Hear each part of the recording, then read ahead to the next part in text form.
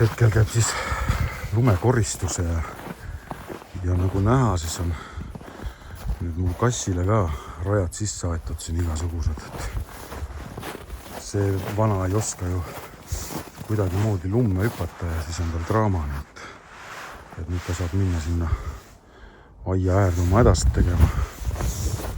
Ja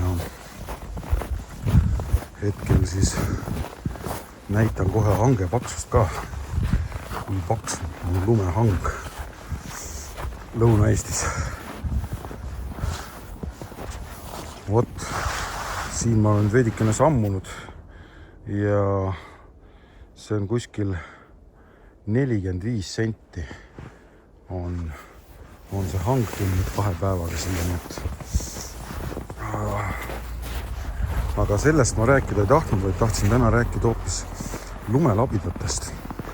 Et millist lumelabidat sina kasutad ja kas sa elupuekilt ajad lume maha või ei aja. Nii et ma eelnevatel aastatel on selle ära raputanud, aga see aasta ma ei ole seda teinud. Nii et ma ei tea, kas see on halb mõte või mitte. Aga jah, lumelabidaks on mul selline asi nagu siis siuke viskarsi sahk.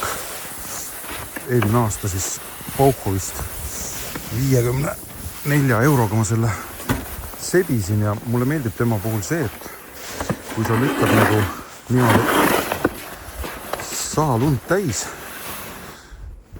siis tõenäoliselt lükkad selle veidike allapoole niimoodi ja siis see töötab nagu kelguna. Põhimõtteliselt sa võid selle lume transportida kuhu iganes tahad ja lükata siis niimoodi hooga, nagu ma siin nüüd teinud olen, nüüd autoparklust enam lund väga ei mahu, aga kui lükata siis niimoodi hooga lükata,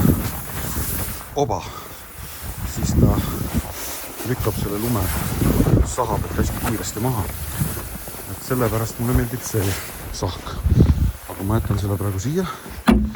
Ja teine asi, mida ma kasutan, on siis siuke viskarsi ühemehe labidas.